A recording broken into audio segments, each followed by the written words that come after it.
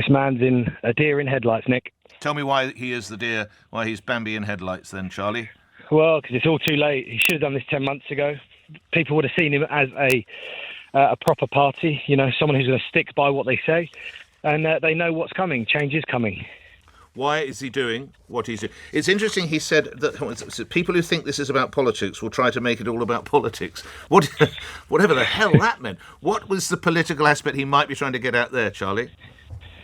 Well, I think he's just saying about people trying to turn it on its head, and like you say, the boats and stuff is the major talking point.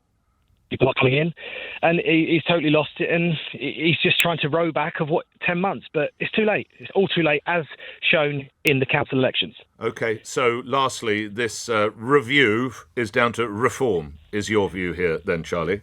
1 million percent. Okay. 1 million percent, yeah. And again, I sense from your view, reform is unstoppable anyway, or not? Well, yeah, I mean, look, we spoke last week, didn't we, on this?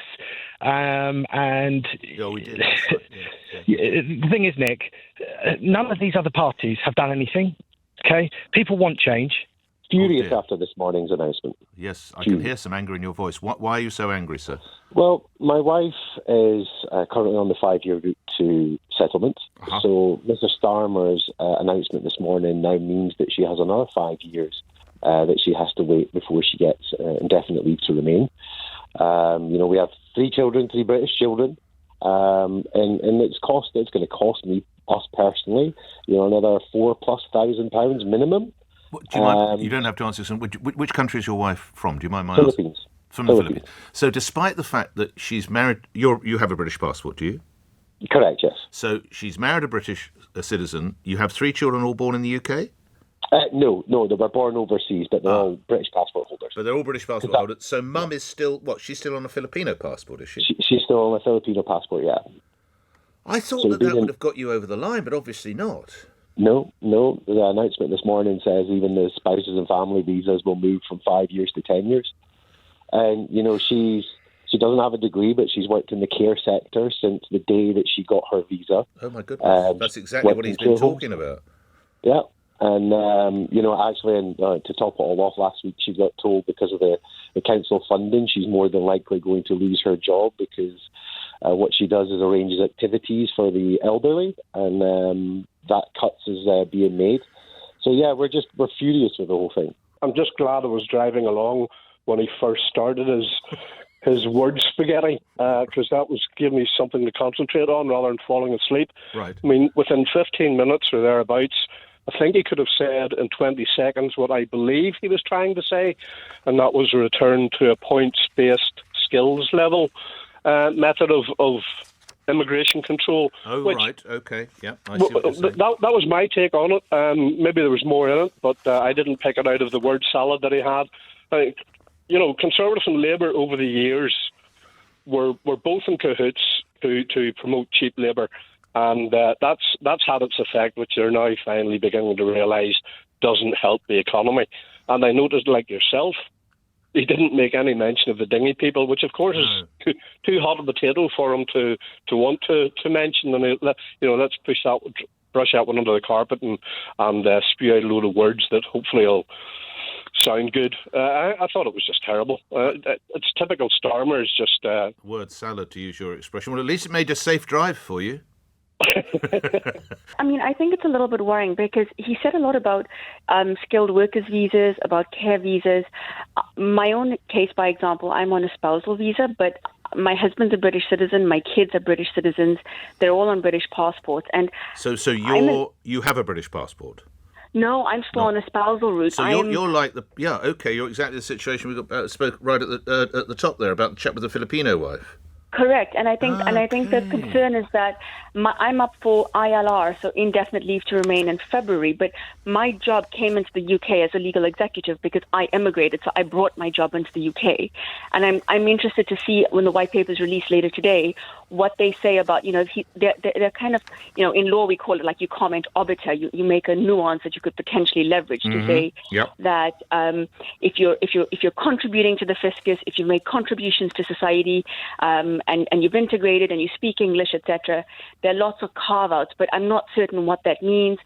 As a lawyer, I'm also sitting here thinking, well, when will this come into effect? Because I think that there's a lot of support to tighten borders and ensure safety and integration and all of those good things.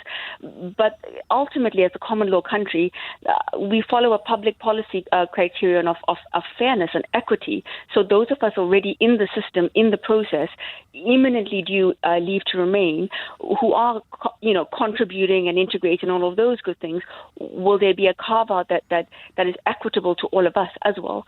I'm not certain. I think there's so many questions around it, around particularly questions of fairness and equity to people in the system like me. Look, this whole weaponisation of immigration is unbelievable. Everybody after the local elections said they admitted this, the Labour government, that people were furious about winter fuel and all the budget nightmare. But now they're responding by coming out more hard on immigration than the Tories and reform. Liz, but ultimately, yes. Would you accept Reform UK did very well in those elections? They did well because people are angry about having their promises betrayed on winter fuel, on disabled benefits, and also the Inheritance Act. I actually farm, so, the farmers, we're furious as well. And the other problem is people were furious about immigration with Brexit, and immigration has nearly quadrupled since Brexit, especially the small boats. So if people vote reform because of immigration, then looking at the record of Nigel Farage, reform, and Brexit, the two things don't tally, do they? Because he's not offering a solution to this. But can I put something to you? So you do agree that they did well because of the reform did well, and then you said please, and you then said it was because of winter fuel payments and inheritance tax. Do you not think if you stopped 10 people in Cricklade High Street or anywhere in Wiltshire, they would say, and what's a reform policy? They'd all say it's immigration, wouldn't they, Liz? I don't think they would. No, I think they'll say, I'm voting.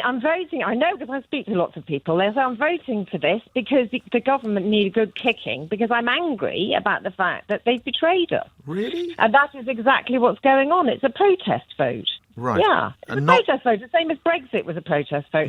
The fact that they're angry about immigration is because they're hearing on the news all of the time about loads of people flooding in here. And nobody's explaining that the birth rate has been in decline for decades here, and we need people. Well, hold on. Sorry. Do we need 2.2 million people between 2021 and 2023? Do we, or to use the Prime Minister's words, a city the size of Birmingham? Nick, in voting to stop immigration with Brexit, they quadrupled it. It's a bit like when I go skiing, right? I'm scared of heights. And if you look at the edge, you end up going over the edge. And this is what's going on with immigration. People are voting supposedly through fear of immigration, and then it keeps going up. And the reason it's going up is because we need it. So it's really, really distracting. And ultimately, who is going to run the hospitals and the care homes? Well, what about hold on, okay, Liz, what about the 9 million people who are economically inactive? Now, some of whom are... hold on, please. So that's 9 million. Now, some of those will have genuine issues, of course. Let's be really generous and say a quarter of whom cannot work, which I think is ridiculous. That means there's more than 6 million people who don't want to go to work. But this is just a mythical thing that we don't know. No, I'm sorry. 9 million, no. 9 million unemployed is not mythical. Nick, it's Office of National Statistics. Nick, you're not letting me speak. For our farmers, they have to pay visa applications every 9 months. We've got farm owners who employ lots and lots of people to pick fruit and berries and vegetables and all those sort of things that put food on your plate. Mm-hmm. They cannot get British people to do that. They have to pay visas for every 9 months to extend those. But and now why this do you government suppose has they given... won't pick the fruit? But let me just finish. Well, then they have given a license to Indian corporations to set up farms or whatever here to bring in people for 3 years, and they'll be cheaper because they won't have to pay national insurance. Why do you suppose the issue is here. Okay, why do you suppose the locals won't pick the fruit? Because we have a declining birth rate, Nick. No, sorry. because it's more comfortable to sit at my home. generation. No, Liz, it's more comfortable to sit at home than to dig up potatoes. That's the truth. Nick, and we make it comfortable for people. That is a trope that's used. I don't know about any of that. So why are there 9 million? Most of us who are baby boomers. Lastly, why are there 9 You're a baby... Nick, yeah, you're a baby boomer like me. I am, yeah. We come from a large generation who didn't have enough kids. Okay. And as a result, Liz, we don't have enough kids. Also, Nick, the other problem is loads of our young are leaving this country because since Brexit, it's become really, really... Liz, why are there 9 million people economically inactive? Because it's too comfortable. People are caring for relatives. All right. 9 million, okay? Let's say a quarter have real issues. That's 6 million people who are all caring for relatives, Liz. This speech, I don't know how anyone would be anything other than furious. It was the best example on how to gaslight a nation. He's talking in a way that he thinks not only can he hijack, take back control, which is hilarious because that's the thing he fought against, trying to keep us in the EU for so long as trying to Brexit secretary. Not just that, but he's skirting around the issue that you can break into this country, you can burgle this country and get given everything on a silver platter, be put in a hotel with the other, 40-odd thousand people. And he's just making out as if he's this... This is a point. I mean, I want to get your view because I did put that to the expert. I mean, it was noticeable to me, and I say again, the boat arrivals are a very small part of it, but there was no mention of asylum seekers. There was no mention of the boats, which I found surprising. David? There was no mention of that. There was also no mention of deporting anybody. There was only mention of, the fact that he's such a technocrat, Nick, the fact that he said this paper is what will do it. It's not the paper that's going to do it. They need to grow some you-know-what and actually have some policies.